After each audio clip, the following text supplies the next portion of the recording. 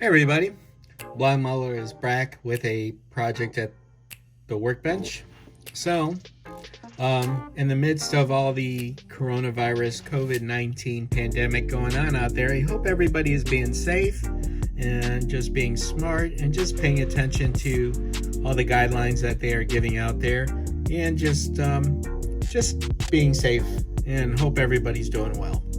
So anyhow, that being said, me myself, I am a transplant patient and at a bit of a higher risk, so to say, about what's going on out there.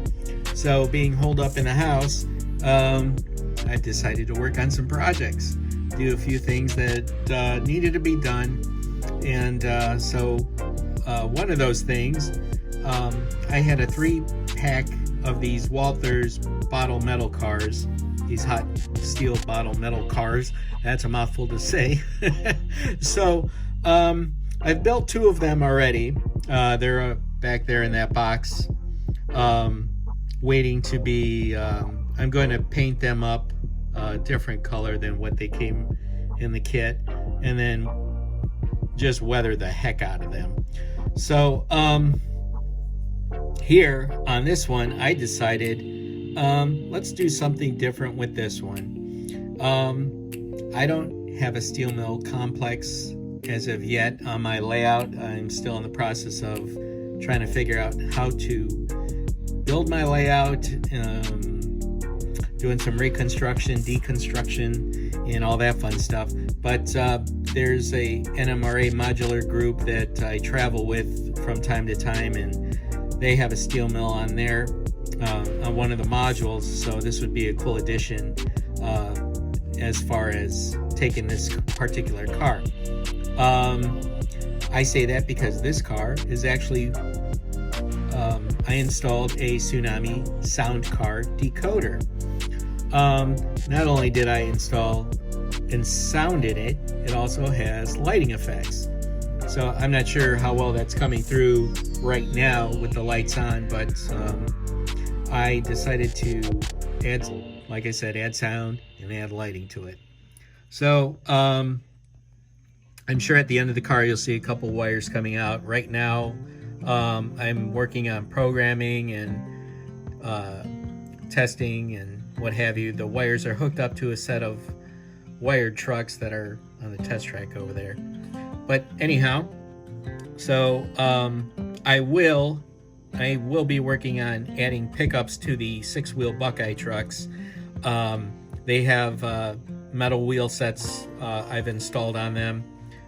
They're Intermountain wheel sets, and I plan on using the Katy bronze centering springs that come with the number 5 couplers and other couplers, and then basically taking some of the smaller screws, screwing them into the top of the bolster and soldering wires to them. That should be very easy to do, so that'll be my next phase of this project. But here on the car, I just wanted to show you what I did as far as the wiring goes. So here, the housing roof is removable for the time being. I do plan on securing it in place with some canopy glue. The wires do come up through this gear housing, and what I did was, this piece here is called a trunnion in the kit, and that's supposed to go from the edge of the bottle. There's a lip here, and then it's supposed to extend all the way to this back wall. Well, I decided to cut the trunnion off right by the lip here, and allow the edge of the bottle and just this lip to act as the pivot point instead of going all the way through to the trunnion. I don't plan on spinning this bottle all that, if at all, so it's fine by me just the way it is. I didn't glue it, so it's able to still spin some.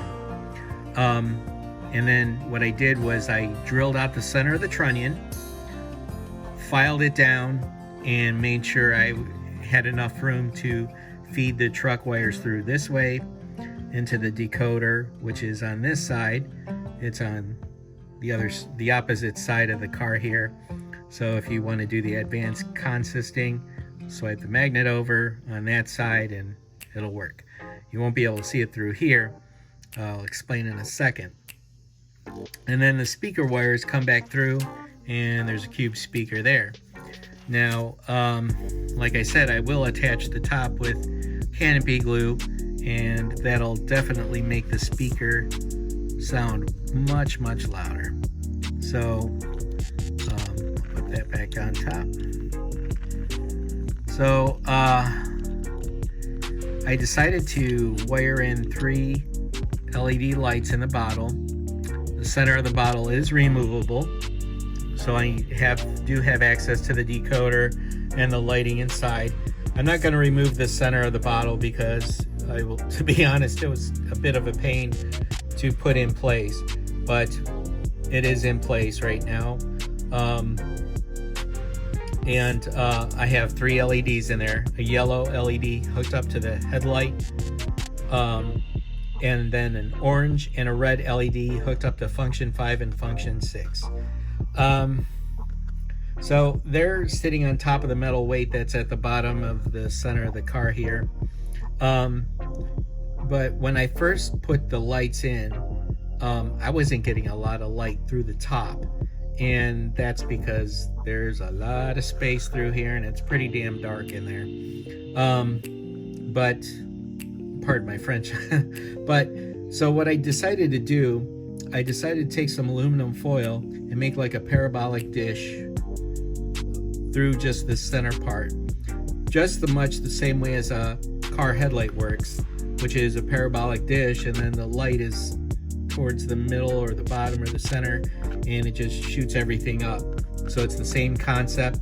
So I actually have more light coming through. You can see the flickering, and it's supposed to represent the hot liquid steel that's inside the car, and the sparking and what have you. I decided to program the function 5 and function 6 to firebox flicker, and the headlight will just stay on, and they're all programmed to turn on with the light function button. So when it goes into a steel mill, you load it up, you turn it on with the function button, then when you go to its next destination, unload it, hit the function 1 button, turn it off, and you're all set. I do plan on painting this car as well and weathering the heck out of it. One of the other things I did, I already programmed some of the functions on it. It has the 3-wheel clickety clack.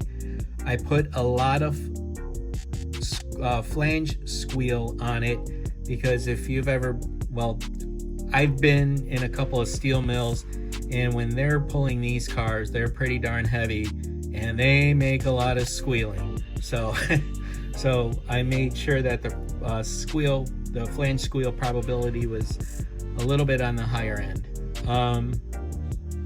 I didn't put it too much. I just put it up enough that it did it a lot more than usual. But anyhow, I don't have a steel mill on my layout as of yet, but I thought this would be a neat thing to bring to shows. I have a modular group I travel with that they do have a steel mill on one of the sections, so this would be a cool thing to have and just show an extra dimension as far as just something different and something unique. So I'm going to turn it on and take a listen and take a look at the lighting effect. So here it goes.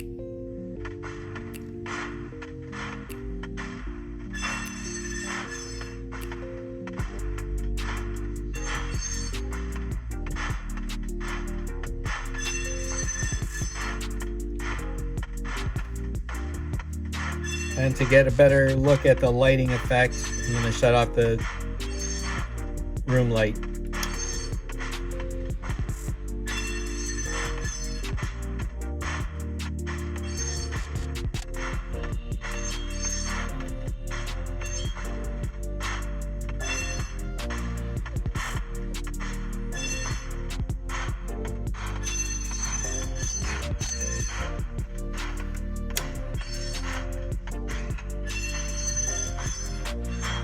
I guess I should have warned everybody before I turned the light on, huh?